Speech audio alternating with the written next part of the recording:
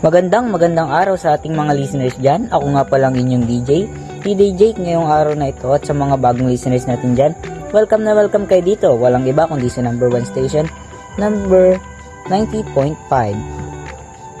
Family Radio ngayong araw na ito ay marami na naman tayong matututunan at mapupulot na aral mula sa kwentong ito. Huwag na nating patagalin at simulan na.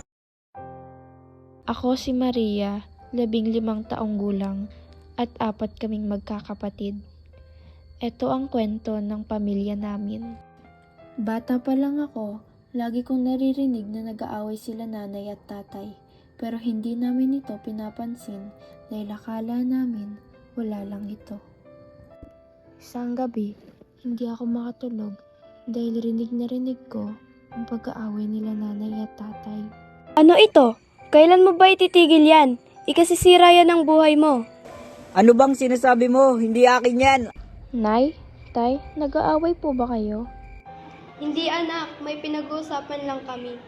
Oo anak, tama ang nanay mo. Matulog ka na. Mga anak, kakain na.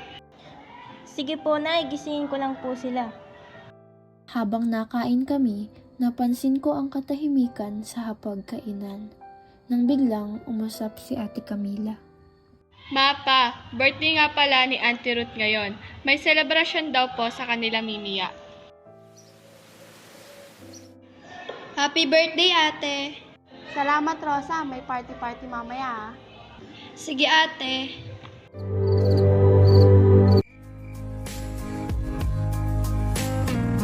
Oy, Rosa, sayo kayo ng asawa mo. Nilapitan ni Berto si Rosa. Sayo tayo, asawa ko. Nay, pumayag ka na. Habang nagsasayaw silang dalawa, nawala sa isip ko ang pag-aaway nila dahil kita ko ang saya sa kanilang mga mata. Akala ko lang pala. 9:00 na ng gabi, nag-aya na umuwi si nanay. Ngunit nagpaiwan pa si tatay. Nay, naiwan ko po pala cellphone ko kay la Auntie. Balikan ko lang po. Sige, bilisan mo, madilim na. Tulog na kayong tatlo. Aantayin ko lang tatay nyo at si Cristel. Habang pauwi na si Cristel, napansin niya ang kanyang tatay kila Mang Rodolfo. Nay, Bakit, anak? ano pong ginagawa ni tatay kay Mang Rodolfo? Baka may pinag-uusapan lang sila. Teka, susunduin ko tatay mo. Matulog ka na. Patagong sinilip ni Rosa ang kanyang asawa. Umuwi na si Rosa at tinintay niya ang kanyang asawa. Ano ba, Berto? Kailan mo ba ititigil yan? Masama yung pinagbabawal na gamot sa katawan mo. Ano bang pinagsasabi mo, asawa ko? Akala mo hindi nakita ng anak mo?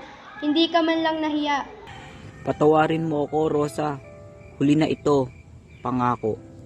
Siguraduhin mong huli na yan. Kung hindi, palalayasin kita sa pamamahay ko. Aalis na ako, Rosa. Mga anak, hahapunin ako ng uwi. Tatapusin lang namin pinapagawa sa amin ng amo ko. Sige po, tay. Ingat po. Pupunta lang ako sa palengke. May bibilhin lang. Diyan lang kayo, ha? Habang papunta si Rosa sa palengke, napansin niya ang isang lalaki na kamukha ng asawa niya na may kasamang babae. Berto? Oh, asawa ko. Sino siya? Si Beth nga pala, pinsan ko. Hi Rosa, lagi ka sa akin kinukwento ni Berto. Hello, ngayon lang kita nakita. Paano mo naging pinsan si Berto? Kasi magpinsan magulang namin. Sige, una na ako. May bibilhin lang ako sa palengke. Nung nalaman niya na pinsan ni Berto ang kanyang kasama, nawala sa isip niya ang pagdududa. Ilang araw ang lumipas, wala akong naririnig na pag-aaway nila nanay at tatay. Natahimik na rin ang bahay. Rosa, pwede ba kaming mag-inuman nila Rodolfo at Jose, dyan lang sa tapat? Sige. Siguraduhin mo lang na hindi ka na nagamit, ha? Pag-uusap ng magkukumpare. Alam na ba ng asawa mo? Hindi ko ito sasabihin. Pare, sabihin mo na kay Maring Rosa bago pa kayo mahuli. Magtatampo na ako sa'yo. May tamang oras para dyan. Enjoy na lang muna natin hanggat hindi pa nila alam. Hindi nila alam na rinig ni Camila ang kanilang pinag-uusapan. Bakit nagawa sa amin ito ni tatay? Ayoko masira pamilya namin. Hindi ko sasabihin kay nanay, ngunit sa ngayon lang. Naglalakad pauwi si Camila habang naiyak.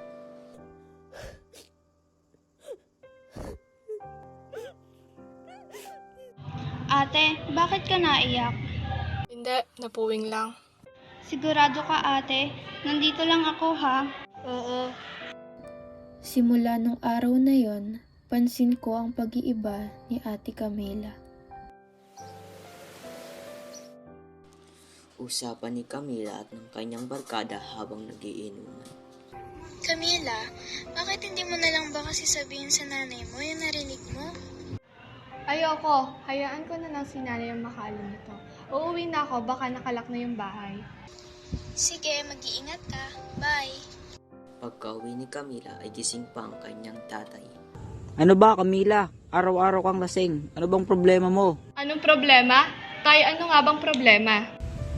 Ano bang pinagsasabi mo, anak? Wala tay, matutulog na ako. Sobrang pagtataka ni Berto sa kinikilos ng kanyang anak. Di alam ni Rodolfo at Berto ay narinig din ito ng kapitbahay nila na si Aling Lucy. Kumalat na agad sa barangay nila ang narinig ni Aling Lucy. Habang nabili si Rosa sa tindahan, ay narinig niya pinag-uusapan ng mga chismosa. Hoy, ano na namang chismis yung pinagsasabi niyo sa asawa ko?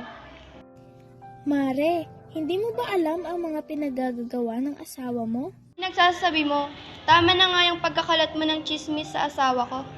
Niloloko ka lang ng asawa mo. May iba siyang kinakasama. Paano mo nasabi? Naririnig kong nag-uusap sila kagabi.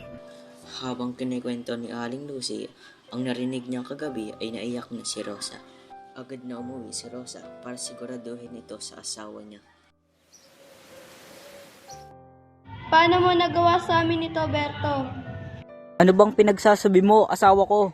Huwag mo akong tawaging asawa mo dahil kinamumuhian kita. Di kita maintindihan, Rosa.